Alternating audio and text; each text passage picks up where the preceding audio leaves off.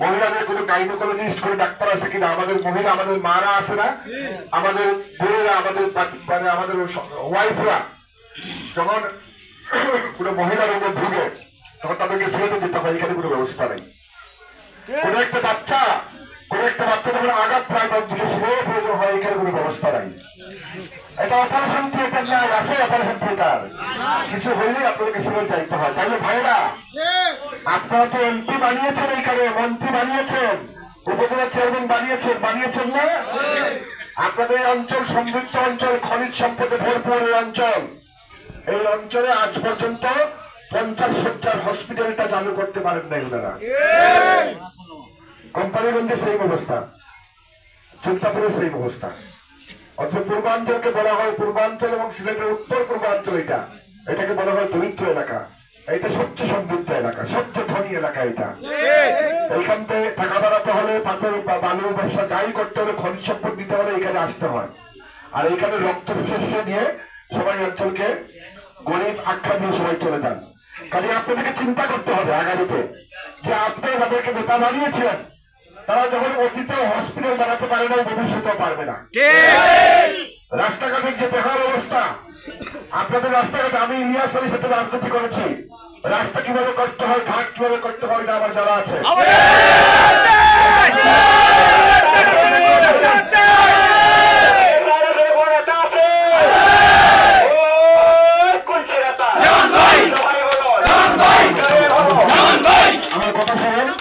আমার কথা শুনেন, একটা রাস্তা যদি টেন্ডার হওয়ার আগে ধন্যা দিতে হয়, ধন্যা দিয়ে ওটা সরকারি খাতাপত্র লিপিবদ্ধ করতে হয়, তারপরে মাস চলবে টেন্ডার হইতে, ওয়ার্ক অর্ডার হইতে, তারপরে তাদের মর্জি হলে কাজে আসে, তাই না?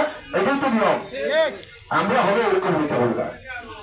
আমরা হলে ওইসব বিধি নিষেধের জাল আমরা জানি। আমি জুডিশিয়ারি মানুষ, আমার তো অ্যাডভোকেট, আমার কাছে আইন কানুন সব মুখস্থ আছে। ওইসব বিধি আর খাতাপত্র হিসাব থেকে আমার কাছে কোনো লাভ হবে না। আমরা রাস্তা ঠিক করবো, সরকার আমার, এমপি যদি আমি হই, সরকার যদি আমার হয়, টাকা যদি আমার হয়, রাস্তা ঠিক করবো, প্ল্যানিং ঠিক করবো, 15 দিনের মধ্যে টেন্ডার হবে, 16 দিনের দিন কাজ শুরু হয়ে যাবে। আমার সম্পর্কে একটু খোঁজ দিবেন, সিলেট শহরে একটু খোঁজ দিবেন। আমি ভালো কথা বলি না কাজের কথা বলি, একটু খোঁজ দিয়ে দেখবেন আমার সম্পর্কে। আমাদের কোন নেতা আছে? কোন নেতা আছে?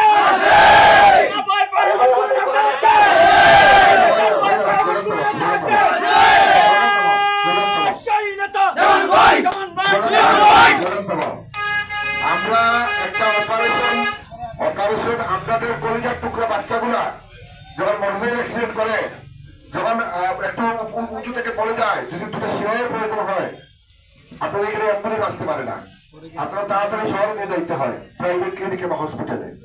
অথচ এটা তো এখানে হওয়ার কথা। এইখানে রাস্তাঘাটে কত ঘটনা ঘটে, কিছুই হয় না। আপনারা এইটা নিয়ে কখনো চিন্তা করেছেন যে কেন হয় না?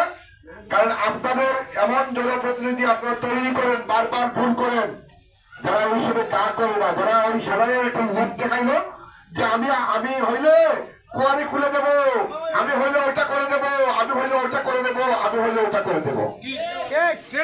আর এই অঞ্চলের মানুষ শুনেন, আমার এইখানে প্রচুর আত্মীয় এইখানে আমার, ঠিক আছে, আমার আপন বোনের বাড়ি এইখানে, আমার শ্বশুরের শ্বশুর বাড়ি এইখানে, আমার খালার বাড়ি এইখানে, এই গোয়ান্ডাকে আপনারা খবর নিয়ে দেখবেন। আমি অঞ্চলের মানুষ সম্পর্কে জানি, সহজ সরল মানুষ, যার ইচ্ছা হলে যেরকম বুঝতে চলে গেলেন। আমরা হলে ওরকম হবে না। আপনাদের আমি একটা ওয়াদা করে দিই আজকে, যদি আল্লাহ আমাকে তৌফিক দেন, শুনুন, ক্ষমতার মালিককে বলেন তো আল্লাহ। আপনারা চাইলে কি আমরা ক্ষমতা বসাইতে পারবেন? আপনাদের সেই ক্ষমতা নাই, আমারও নাই। আল্লাহ যদি চায়, শুধুমাত্র আল্লাহ যদি চায়, তখন আল্লাহ আপনাদের মনের মধ্যে একটা পরিবর্তন করে দিবে। আল্লাহ যদি দয়া করে, তখন আপনাদের মনের মধ্যে একটা দয়া জাগ্রত হবে। আল্লাহ কোরআন শরীফে বলেছেন, যালিকা ফাদলুল্লাহি ইউতিহি মান ইয়াশা ওয়াল্লাহু যুল ফাদলিল আযীম। আল্লাহ বলছে এটা আমার করুণা, আমার দয়া, আমার যখন দয়া হবে তখন তোমাকে সবাই দয়া করবে। আর আল্লাহ বারবার বলেছেন, ইন্নাল্লাহা আলা কুল্লি শাইইন কাদির, নিশ্চয়ই আমি সকল কিছুর উপরে ক্ষমতাবান। ক্ষমতার মালিককে আল্লাহ, হায়াতের মালিককে আল্লাহ, মৌতের মালিককে আল্লাহ। আল্লাযী খালাকাল মাউতা ওয়াল হায়াতা লিয়াবলুয়াকুম আইয়ুকুম আহসানু আমালা।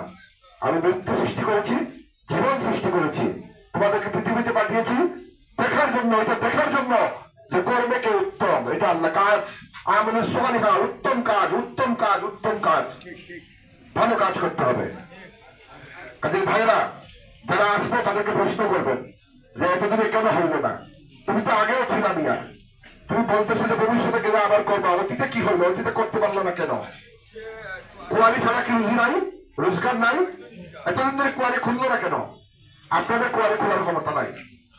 আমি আপনাদেরকে বলি, যেদিন যদি আল্লাহর রহমতে, আল্লাহর দয়াতে, আল্লাহ সুবহানাহু ওয়া তাআলার দয়াতে যদি আমার নমিনেশন ডিক্লেয়ার হয় আমার নামে, ওই দিন থেকে 7 দিনের মধ্যে গোয়েন্দাদের হসপিটাল অপারেশনাল হবে।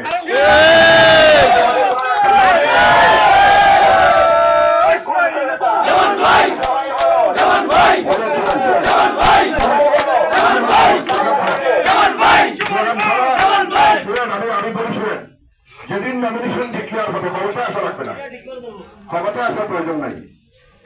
ক্ষমতা তো সবসময় আমরা আছি, আল্লাহ যেহেতু ক্ষমতার মালিক আর আমরা আল্লাহর বান্দা, আমরা ক্ষমতায় আছি।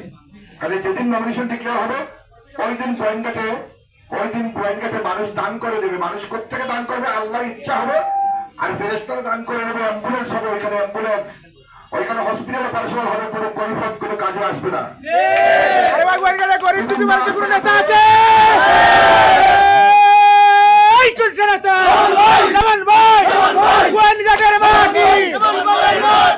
আপনারা দোয়া করেছেন, আল্লাহ আমাদের এতটুকু দিয়েছে, যদি নমিনেশন ডিক্লেয়ার হয় তখন দেখবেন অটোমেটিক এতদিন যা হয় নাই, অটোমেটিক আপনাদের রাস্তাঘাটে আপনাদের ওই যে বুলডোজার চলে আসছে, রুলার চলে আসছে, কাজ শুরু হয়ে গেছে। কেন জানেন?